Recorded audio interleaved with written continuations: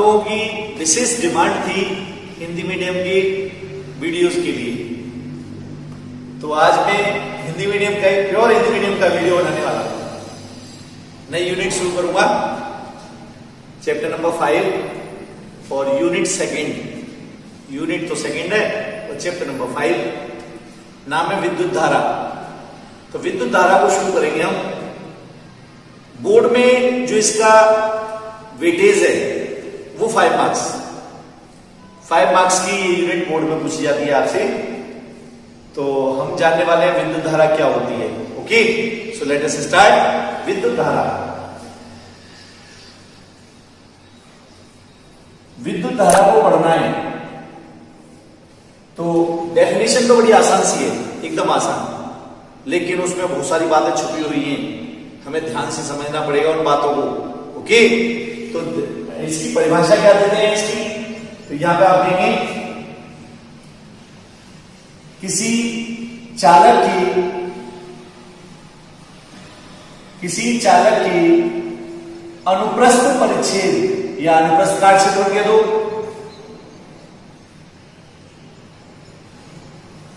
अनुप्रस्थ काट क्षेत्रफल से नेट आवेश प्रवाह की दर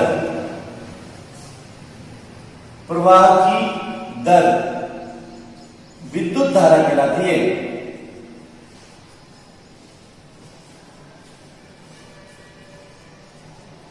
ये तो डेफिनेशन होगी।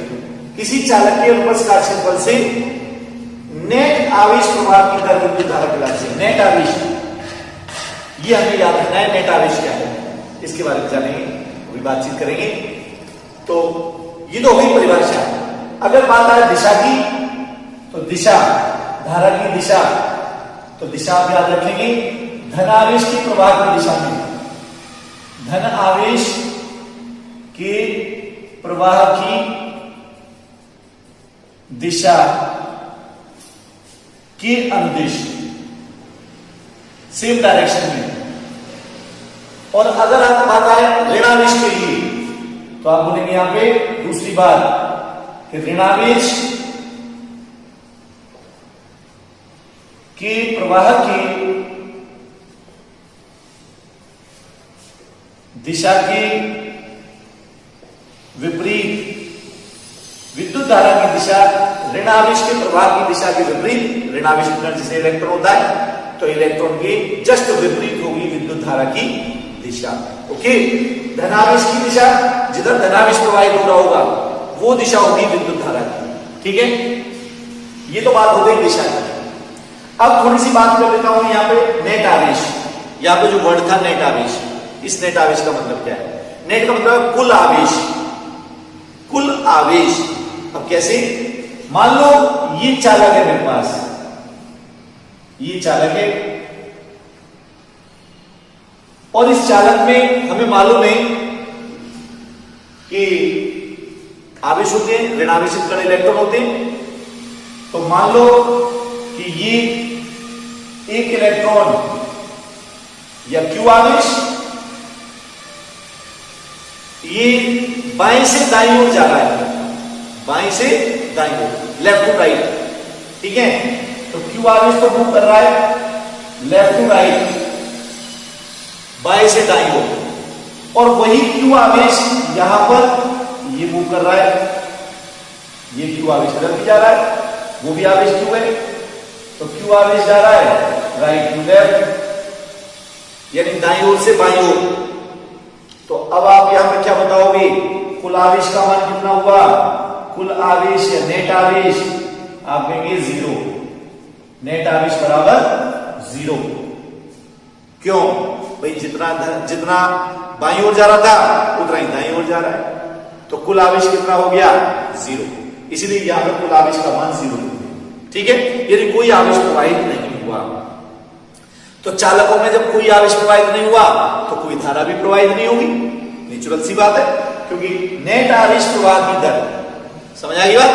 तो यहां पे जितना आवेश लेफ्ट से राइट जा रहा है उतना ही आवेश राइट से लेफ्ट जा रहा है, तो समेशन क्यूब यानी कुल आवेश नेट आवेश 0। नेट आवेश का मान 0 होने के कारण से धारा का मान 0। तो इसका उदाहरण क्या हो गया?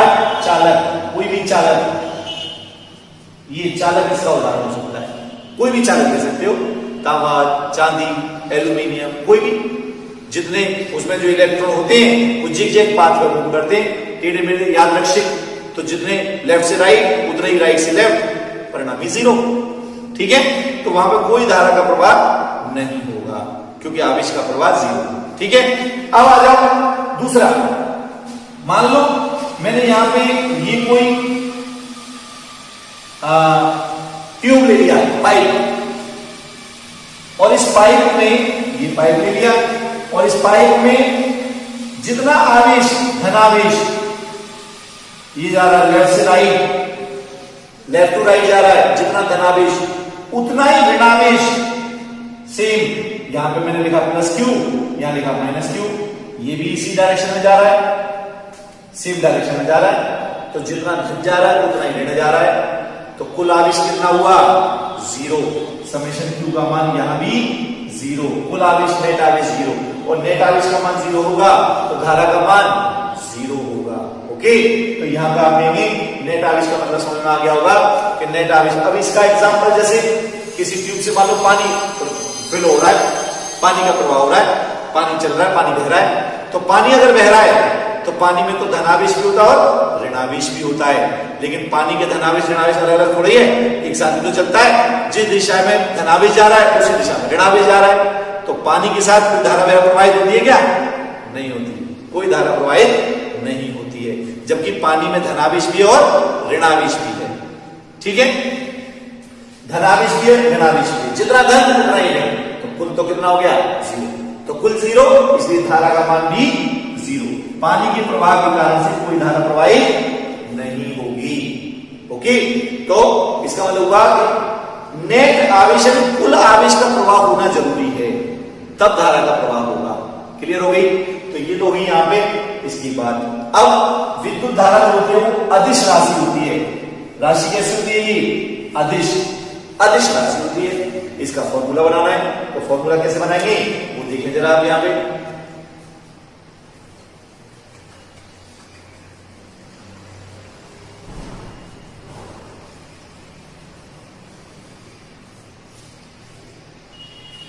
मैंने कहा कि यदि डेल्टा टी समय में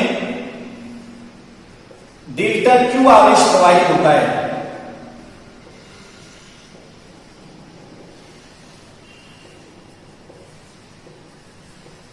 डेल्टा टी समय में डेल्टा क्यू आवेश प्रवाहित होता है, तो औसत धारा, ऐसी कंडीशन में औसत मान निकालेंगे।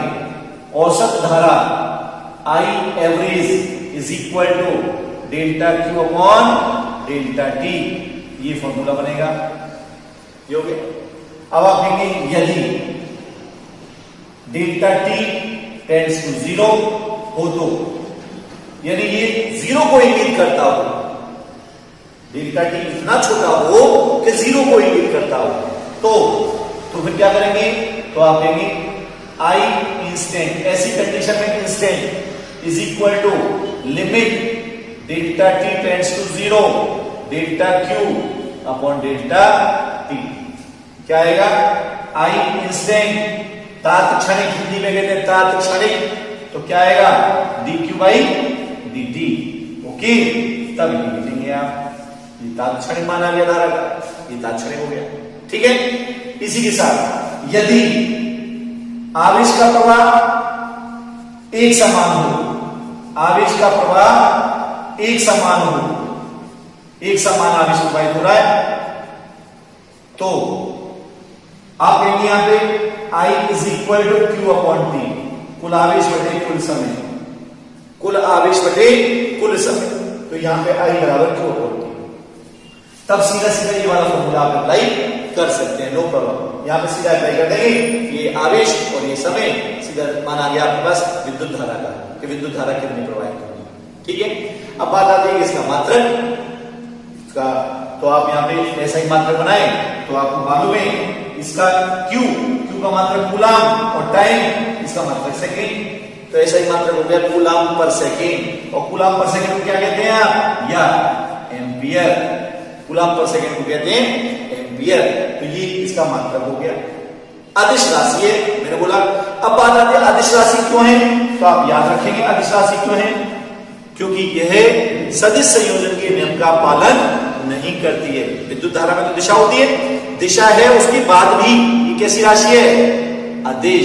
क्यों, क्योंकि ये सदिश संयोजन के नियम का पालन नहीं करती है। याद रखनी है ये बात, सदिश संयोजन के नियम का पालन न करने के कारण से विद्युत धारा को अदिश राशि कहा जाता है, अदिश राशि होती है ये। ओके, तो ये हो गई अदिश राशि, इसलिए अदिश राशि है। ठीक है, ये हो गया।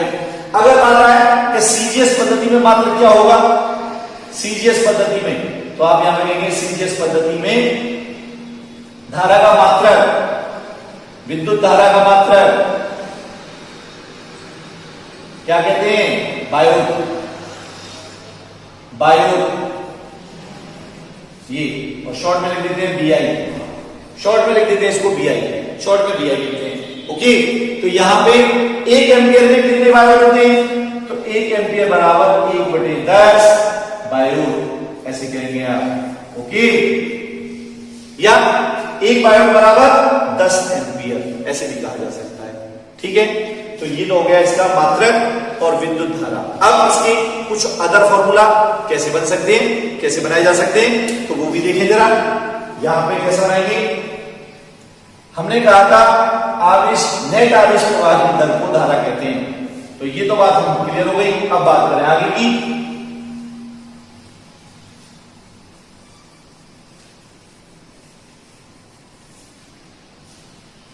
हमने कहा था I is equal to Q upon T, ये कहा था। दूसरी एक और बात, यदि Q is equal to NE, हमने पढ़ा हुआ है Q is equal to NE।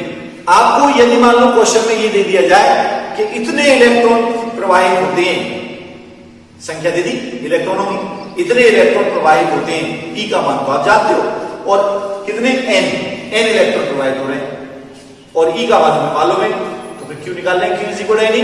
और जब Q is equal to NE से आ जाएगा तो आप क्या बोलेंगे, तब धारा का मान होगा I is equal to NE upon T। तब ये वाला फॉर्मूला आपको लगाना होगा। ठीक है, तब यहां पे ये फॉर्मूला अप्लाई किया जा सकता है। यहां तक तो कोई प्रॉब्लम नहीं होनी चाहिए। अब इसके बाद आगे की बात, अगर मान लो कोई इलेक्ट्रॉन किसी परमाणु में नाभिक की चारों कक्षा में चक्कर लगा रहा है, कोई इलेक्ट्रॉन परमाणु के अंदर नाभिक की चारों वृत्ताकार कक्षा में चक्कर लगा रहा है, तो वो भी धारा तुल्य होता है। उसके कारण से धारा निकालनी पड़े तो क्या आएगी, तो फिर यहां पे धारा का मान कैसे निकालेंगे, ये तो मान लो नाभिक और ये यहां पे कक्षाएं, ये ले लिया। सपोज क्या हाइड्रोजन परमाणु है, हाइड्रोजन परमाणु की बात कर रहा हूं मैं, ये मान लिया मैंने। तो हाइड्रोजन परमाणु आपको मालूम है 1 इलेक्ट्रॉन होता है, ये और R त्रिज्या की कक्षा में चक्कर लगा रहा है, ये त्रिज्या R है यहां से। ठीक है, तो जब ये चक्कर लगा रहा है तो अब आवेश का मान Q का मान तो 1 इलेक्ट्रॉन के बराबर हो गया, क्योंकि एक ही तो इलेक्ट्रॉन होता है, हाइड्रोजन 1 इलेक्ट्रॉन होता है, तो Q का मान तो E हो गया। अब एक पूरा चक्कर करने में कितना समय लगाएगा, तो ये इलेक्ट्रॉन चक्कर लगा रहा है मान लो v वेग से, तो t बराबर समय निकालना है, समय t बराबर दूरी बटे 4, 2 पाई r बटे v। 2 पाई r क्या है, दूरी परिधि की बराबर, इसकी परिधि होगी 2 पाई r के बराबर। ठीक है, और 4 है इसकी v 4 से चक्कर लगा रहा है, तो t का मान कितना आ गया, 2 पाई r अपॉन v, ये आ गया। अब फॉर्मूला तो हमें पता था, तो हम क्या बोलेंगे, यहां पे धारा का मान I बराबर Q अपॉन T, ये अब Q का मान तो E है और T का मान हम निकाल चुके हैं, तो I बराबर E अपॉन 2 पाई r इंटू V। ये यहां पे अगर किसी परमाणु की बात आए तो परमाणु की कक्षा में जो इलेक्ट्रॉन गति करता है वो भी धारा तुल्य होता है। ठीक है, तो यहां पे आ गया आपके पास। अब इसके आधार पर आप यहां पर क्वेश्चंस कर सकते हो, अलग अलग कई तरीके से क्वेश्चंस यहां पे आपके सामने बन जाते हैं। और वो क्वेश्चन कैसे बनते हैं, क्या हो सकता है, तो जैसे मान लो सपोज करो मैंने कहा क्वेश्चन नंबर 1, मैंने एक क्वेश्चन दे दिया आपको कि 5 माइक्रोकूलम आवेश Q का मान 5 माइक्रोकूलम आवेश, ठीक है, और 10 सेकंड में प्रवाहित होता है। T का मान 10 सेकंड प्रवाहित होता है। तो यहां पे धारा की गणना कीजिए, I का मान निकालना है। कर पाएंगे क्या? I इज इक्वल क्या होता है? Q upon T। 5 into microcoulomb में कन्वर्ट कर दिया 10, ठीक है। तो कितना आया? I इज इक्वल टू 0.5 गुणा 10 की घात -6 एम्पियर, या I is equal to 0.5 micro ampere, ऐसे कहेंगे आप यार, कर लेंगे आप ऐसा क्वेश्चन, कोई दिक्कत ही नहीं है। अब दूसरा एक और तरीके से मान लो ये कह दिया जाता कि Q बराबर T² plus 2T plus 5 coulomb आवेश, ये T पे निर्भर कर रहा है, तो इतना आवेश प्रवाहित हो रहा है, T पे डिपेंड कर रहा है। तो आपसे कहा T बराबर 1 सेकंड पर धारा I की गणना करो, ये कहा। तो अभी आपने फॉर्मूला पढ़ा था ना, ये T पे डिपेंड करता है, T का फंक्शन है। तो I is equal to dq by dt, dq by dt। इसका मतलब कि हमें इसका अवकलन करना पड़ेगा। तो यहां पे Q का मान लगा दो, T² प्लस 2T प्लस 5, ये तो कितना आएगा? I इज इक्वल टू, अब यहां पे इसका अवकलन करते हैं तो घातांक नियम से करते हैं, घात को पहले लिखते हैं, घात में से घटा कर लिख देते हैं। तो 2T 2 - 1 प्लस 2 into 1 T की पावर 1 - 1 प्लस 0। तो what is the value of I? I is equal to 2T plus 2। Okay, अब यहां पर हमें बताना है T बराबर 1 सेकंड पर धारा का मान। तो आप ये T बराबर 1 सेकंड पर धारा I बराबर अब T का मान लगा दो, तो 2 गुणा 1 प्लस 2, तो 2 एकम 2 प्लस 2 कितना हो गया? 4 एम्पियर। तो यहां पे आप कहेंगे I बराबर 4 एम्पियर, इतनी धारा प्रवाहित होगी, ये मान आएगा, ठीक है। तो अगर मान लो हमें आवेश निकालना पड़ता है, आवेश दिया होता है सपोज करो T के पदों में, तो हमें अवकलन करके निकालना है, और सीधा आवेश दिया और समय दिया है तो Q अपॉन T से सीधा निकाल देना है, कोई प्रॉब्लम नहीं। अगर बाय द वे हमें नंबर ऑफ इलेक्ट्रॉन्स दिए होते, इतने इलेक्ट्रॉन प्रवाहित होते हैं, तो फिर क्या करना पड़ता?